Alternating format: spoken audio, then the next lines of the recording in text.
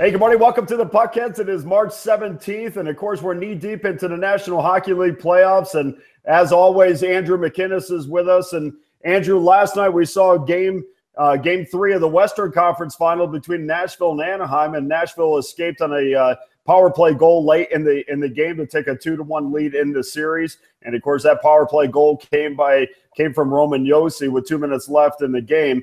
Nashville had an advantage certainly all night long. I thought they were the better of the two teams. Of course, the shot advantage bears that out. 21 of their 40 shots coming from defensemen, so they did exactly what they like to do on a nightly basis. I thought they were fantastic in the faceoff circle, and of course, Smashville, in my opinion, finally woke up and I think guided them on to victory. And first, Andrew, welcome. And secondly, what did you think of Game 3 of the Western Conference Finals? Thanks, Dana. Yes, well, I thought it was definitely a very close matchup to start things out. Both teams weren't really establishing themselves too much, but like you said, the Predators just kind of had that extra edge overall. And one thing I want to mention, just comparing this Anaheim Ducks team and the Predators team actually to the Edmonton Oilers, the team that the Ducks took out in Game 7 of last round, is just the defenseman. Like I've been saying throughout these videos with you and with Ian Cameron, is that the defensemen from the Predators are just way more experienced and a lot more well-sound than the Oilers had to offer, where the Oilers' strength was really on the forwards and up end. Really, the strength for this Predators team is in the defense and how fast and how smoothly they get that puck out of their own end. So I think last night was one of those games, Dana, it kind of worried me, honestly, because it was 1-1 at one point, but it was one of those games where if you really look at it, it seemed like the Predators had full dominance and they were getting really most of the opportunities. Yeah, well, and we saw the Predators put 3 goals into the net, and 2 of which got waved off. So I think maybe that got into John Gibson's head a little bit. But Nashville's on to Game 4 with a 2-1 lead in the series, and I think they're feeling pretty good about themselves with that Game 4 being at Bridgestone Arena. So on to tonight, the Eastern Conference Final, which brings a little bit more intrigue with the Pittsburgh Penguins and the Ottawa Senators tied at 1.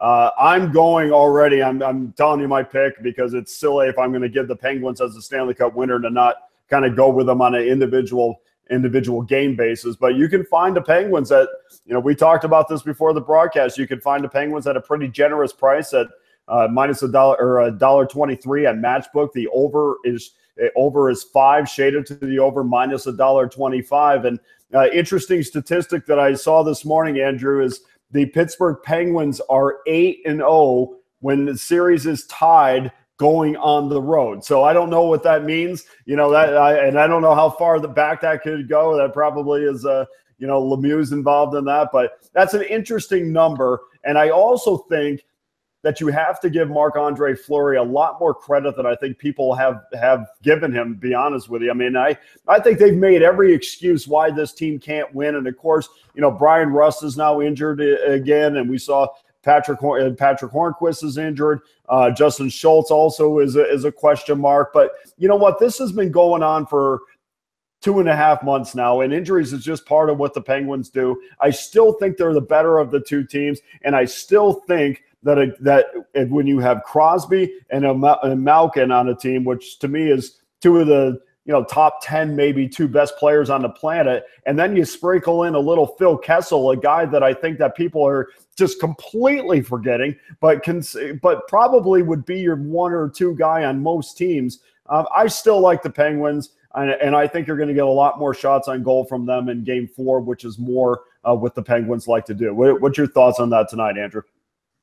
Definitely. Well, I spoke with Ian Cameron about how it was just annoying me, and I was just sitting here bashing my head against the wall in my apartment, how the Penguins didn't seem to grab the concept of dump and chase. It didn't seem to make any sense to me. I understand that they could all be puck handlers, Dana, but some of them just didn't want to send that puck deep and chase after it. And that 1-3-1 of the Ottawa Senators is really taking care of business. We have to take our hats off to this Ottawa Senators defense of at least doing their job of clogging up the neutral zone. They've been making the job really tough on the All-Stars for the Pittsburgh Penguins, and that kind of leads me to my next point. Everyone knows me so far to be someone that's really been high on all the stars. Right now, I think it's time for them to step up and show a little bit more. I mean, Phil Kessel, everyone saw him getting pretty emotional on the bench. Crosby's been making some nice plays, but he's also been getting a lot of turnovers, passing pucks into lanes. Malkin's kind of being a little bit too fancy, I think, rather than just getting a nice shot off. And just little things like that. One thing I have to say about this Sens 1-3-1 is that, like Ian and I were talking about, it only works if you're up. And it only works if you're really having the advantage. And I think that's the biggest problem for this Senators team is that you're going to play that 1-3-1 versus a Penguins team is it might not work always against their game because that means that Senators can't respond back with their own offense. If they're always a defensive mindset team, they can't have their own offense as well. And like I said, even though this has been a low-scoring series so far, I just think that the Senators aren't going to win. Any game that they win, they can't just expect to win 1-0 because they're playing a Pittsburgh Penguins team with star-caliber players. And one key thing I did want to say about this Ottawa Senators team is that you notice and you see highlights all the time, Dana, of when Erik Karlsson picks up a pass or blocks a shot, he's gone, right? He's off to the races. He's a defenseman that likes to move and be mobile. I think we need to see a little bit more of that from the other defensemen of the Ottawa Senators. I understand that, Mark Mathot, Cody Ceci, they're not really the mobile kind of defenseman. But in order to beat this Pittsburgh Penguins team that's not known to be that defensive, but Marc-Andre Fleury's been pretty hot, like you said, they have to step it up all around. They can't expect Erik Karlsson to be the only mobile defenseman. But on the other side, for the Pittsburgh Penguins, I think that Ottawa Senators should continue to be aggressive and continue to get in the head of the defensemen for the Pittsburgh Penguins because you and I have talked about it. The first thing that I said with you on our first show, and you fully agreed, was the question about Chris Letang and now Trevor Daley being down. How does that really affect this Pittsburgh Penguins team?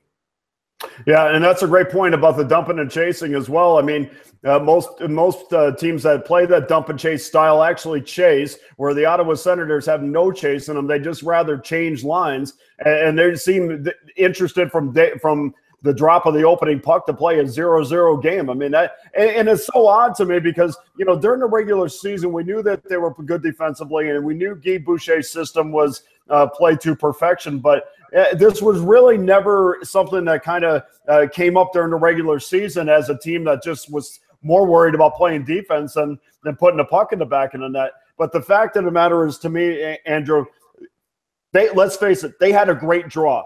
They probably faced a Boston Bruins team that was probably the worst playoff team of all the playoff teams this year. And then they went and played a Ranger team who had an identity crisis. And I think they're going to have a real problem when the Penguins finally wake up. And the injuries, to me, do not scare me off this. I'm more than happy to lay the $1.23. I'm going over the total tonight as well. And I think that you're going with Pittsburgh tonight as well, right? Yes, I'm taking Pittsburgh money line tonight. I just think that as the series progresses, I think that Penguins are just going to get better and better. And I think these two games, even game 2, Dana, was a game that the Senators could have stolen from this Penguins team strictly because it was so low scoring and it was really up in the air. Anything could have happened. Moving forward in this series, I have to expect a couple more goals from this team.